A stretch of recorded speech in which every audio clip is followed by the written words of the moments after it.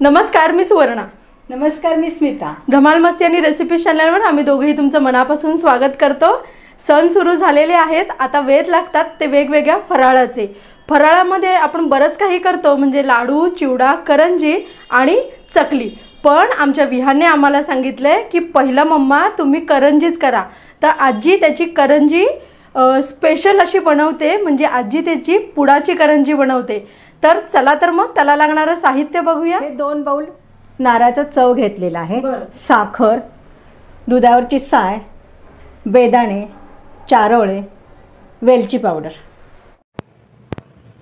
प्रथम आपण चारोळे भाजून घेणार आहेत. चारोळे 2 चमचे आहेत. चारोळे जास्त करपवायचे नाहीत, हलक्या हाताने भाजून घ्यायचे आहेत, थोडेच भाजायचे आहेत. चारोळे भाजलं की सारणाला खौट वास येत नाही, म्हणून चारोळे भाजून घ्यायचे असतात. चारोळीचा तडतड आवाज आलेला आहे, ते भाजलेले आहेत, ते आपल्याला समजतं. प्रथम आपण आता नारळाचा चव कढईमध्ये घालतोय.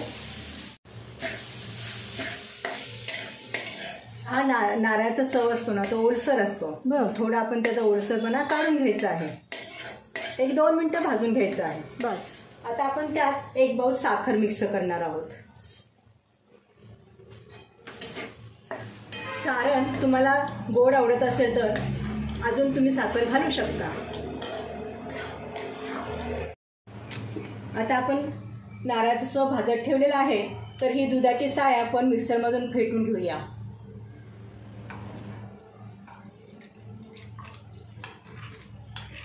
जर साय नसेल आपल्याकडे तर आपण 2 नारळाला किंवा 2 बाउलला अर्धा लिटर दूध आटवून घालू शकता. अशा पद्धतीनं साय फेटून घ्यायची आहे. नारळाचा चव, साखर एकजीव होईपर्यंत आपण दुधाची साय आटवून घेऊया. बरं, एका कढईमध्ये आता तुम्ही दुधाची साय आटवून घेताय ना? हो.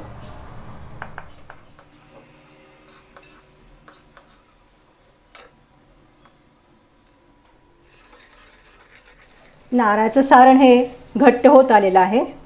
त्याच्यात आपण आता थोड्या वेळानं आटवलेली साय याच्यामध्ये मिक्स करून घेणार आहोत. अशा पद्धतीने आपण साय आटवून घेतलेली आहे. आता ही साय खव्यासारखीच झालेली आहे. हे आपण नारळाच्या चवामध्ये ओतणार आहोत. हे सारण खूप घट्ट झालं तर गार झाल्यावर आपण मिक्सरमध्ये बारीक करून पण घेऊ शकतो.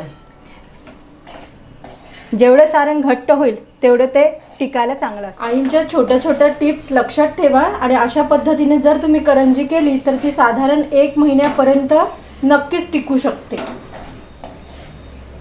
आणि ह्या रेसिपीचे सर्व साहित्य आम्ही डिस्क्रिप्शन बॉक्समध्ये सुद्धा लिहिलेले आहेत, तर तुम्ही नक्की तेही चेकआउट करू शकता. आई, अजून किती वेळ तुम्हाला हलवावं लागतं? 1-2 मिनिटात हलवायचं. घट्ट झालेलं आहे. बरं, हे आपण आता चारोळे घालत आहोत. वेलची पूड घातलेली आहे आईने. आणि आता काय? बेदाणे घालणार आहोत. बेदाणे हे गरम सारणामध्ये तेही भाजले जातात. अशा पद्धतीनं करंजीचं सारण तयार झालेलं आहे. करंजीसाठी लागणाऱ्या आवरणाची तयारी करूया आपण.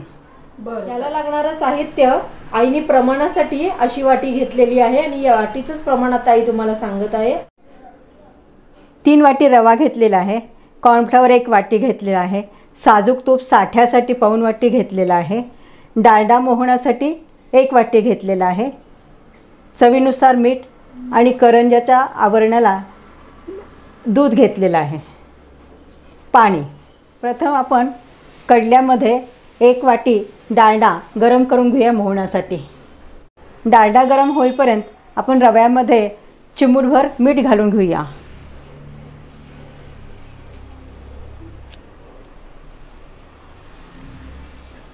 ते सगळीकडे आपण मिक्स करून घेऊया.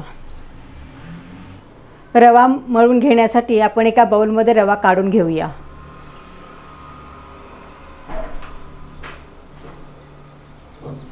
तेल चांगलं तापलेलं आहे. गॅस बंद करूया. रव्यामध्ये आपण मोहन घालूया.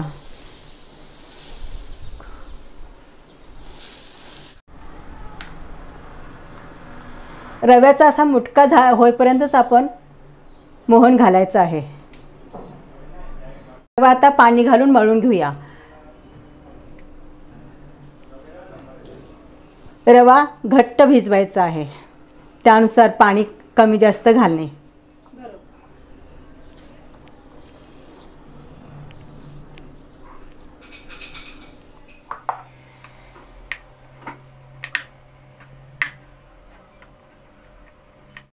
रवा असा घट्ट गोळा तयार करून घेतलेला आहे. तो आता 2 तास आपण झाकून ठेवूया. आणि आता आपण सुरू करूया साठ्याला. हां, 1 वाटी कॉर्नफ्लॉवर आपण बाउलमध्ये ओतून घेऊया. आता आपण कॉर्नफ्लॉवरमध्ये साजूक तूप ॲड करणार आहोत. साजूक तूप कॉर्नफ्लॉवरमध्ये मिक्स करून घेऊया.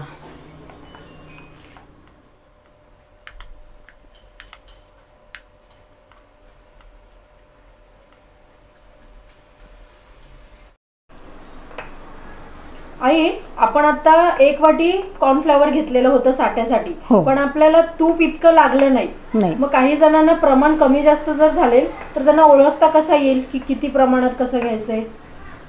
साठा असा इतपत घट्ट झाला पाहिजे. हा, मग ह्या अंदाजाने आपण त्याच्यामध्ये तूप ऍड करत जायचं, बरोबर ना? साजूक तूप का घ्यायचं आहे? साठा एकदम साजूक तुपाने सॉफ्ट होतो. साठा तयार झालेला आहे. आपण आता एका बाउलमध्ये काढून घेऊया. करंजीच्या पिठासाठी आपण पूर्ण रवा वापरलेला आहे, तर तो रवा आपण मिक्सरमधून मऊ करून घेऊया.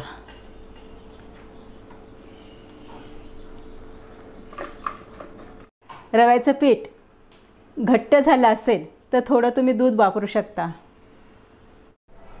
त्याप्रमाणे मी 2 चमचे दुधाचा वापर करीत आहे.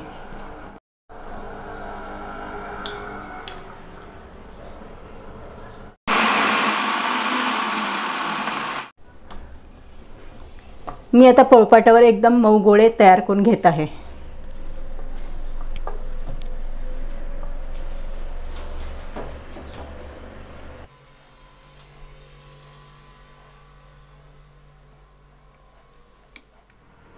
अशा पद्धतीने मी पिठाचे 4 गोळे तयार करून घेतलेले आहेत. ओके, आता पुढची प्रोसेस काय आहे मग? आता ते आपण लाटून घ्यायचे आहेत. बरं.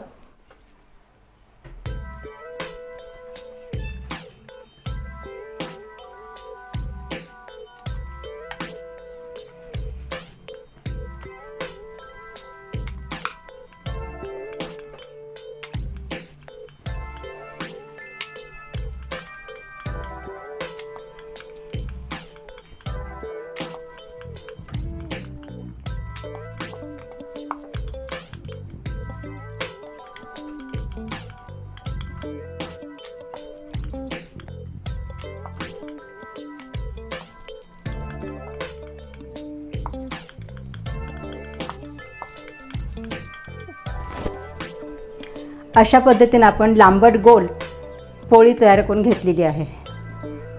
ही पोळी आपण एका डिशमध्ये काढून घ्यायची आहे.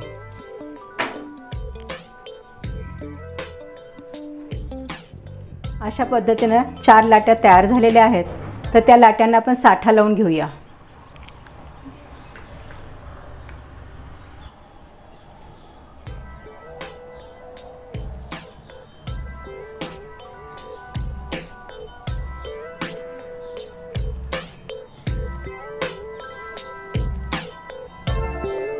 या लाटीवर अजून एक लाटी आपण टाकणार आहोत.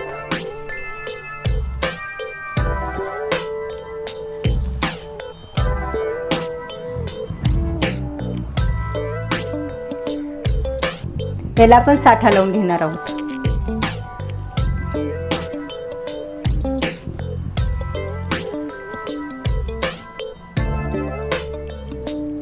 साठा लावल्यामुळे करंजी कशी खुसखुशीत तयार होते.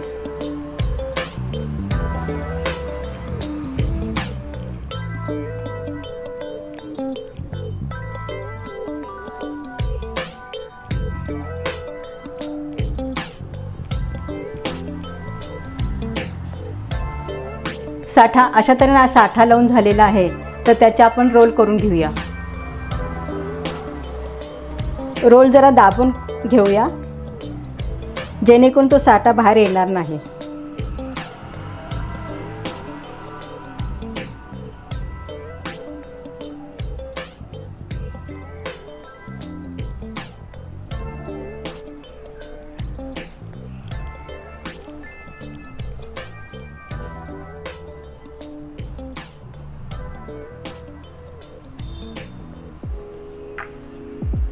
रोल आपण एकसारखा तयार करून घेऊया.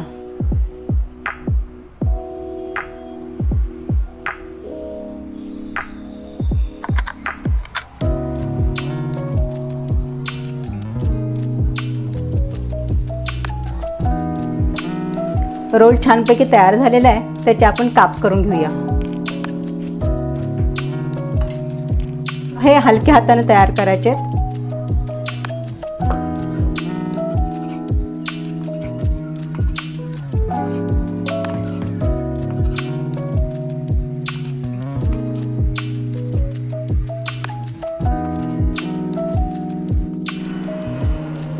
अशाच पद्धतीने आपण आता दुसरा रोल तयार करून घेऊया.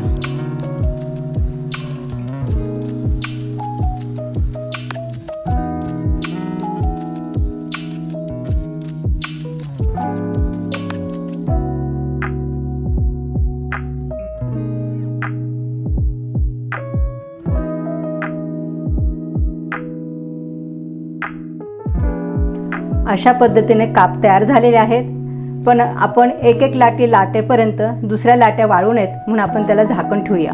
त्यातली आपण आता एक लाटी लाटायला घेणार आहोत.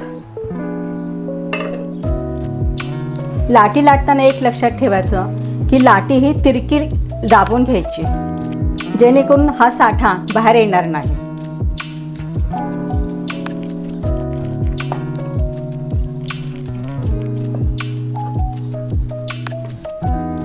ही लाटी एक साईडनंच लाटायची आहे. लाटी लांबट गोल झाली पाहिजे.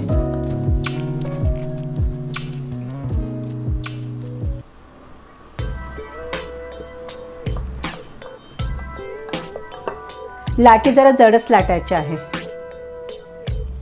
अशा पद्धतीने जाडसर अशी लाटी लाटलेली आहे.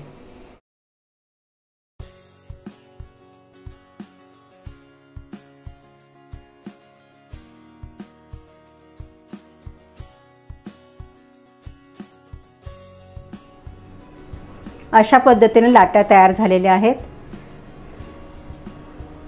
लाट्यामध्ये आता आपण सारण भरून घेऊया.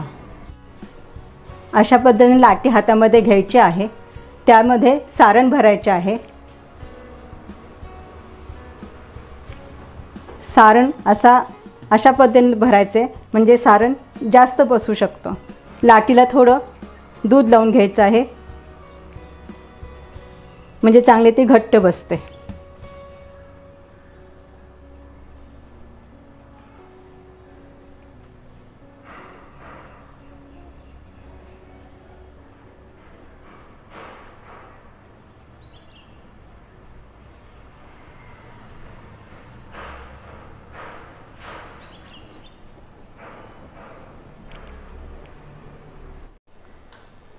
करंजीच्या कडा चांगल्या दाबून घ्याव्यात, म्हणजे तळताना त्या फुटणार नाहीत.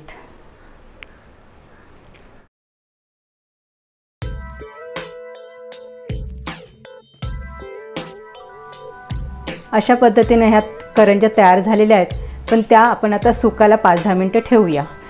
करंज्या त्या सुकलेल्या आहेत, त्याला आपण आता फिरकीनं आकार देऊया.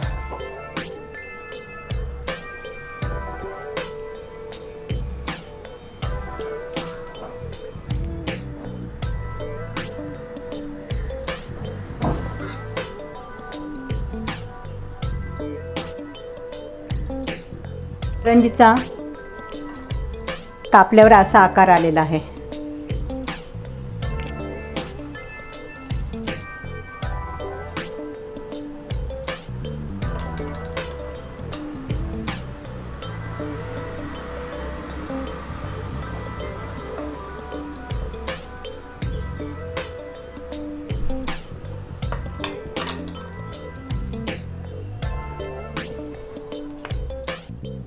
करंजीचे ह्या कडा कापलेल्या आहेत, तर तुम्ही परत मिक्सरमधनं बारीक करून पुन्हा करंजी करू शकता. अशा पद्धतीने करंज्या तयार झालेल्या आहेत, त्यात आपण तळायच्या आहेत.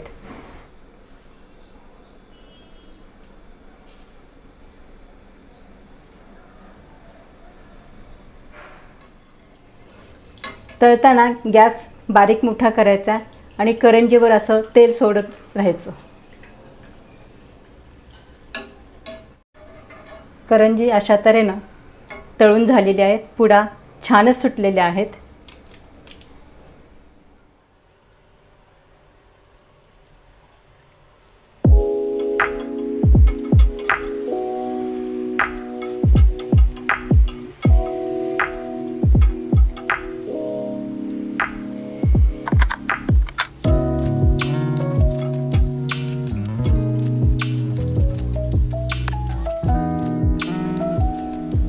अशा तऱ्हेनं करंजीला चांगला गुलाबी रंग आलेला आहे. काश मस्तच झाले ताई करंजा. तुम्ही पाहता असेल करंजीला एकही फोड आलेला नाही आहे, कारण ते पीठ आपण चांगलं मिक्सरमध्ये कुटून घेतलेलं आहे.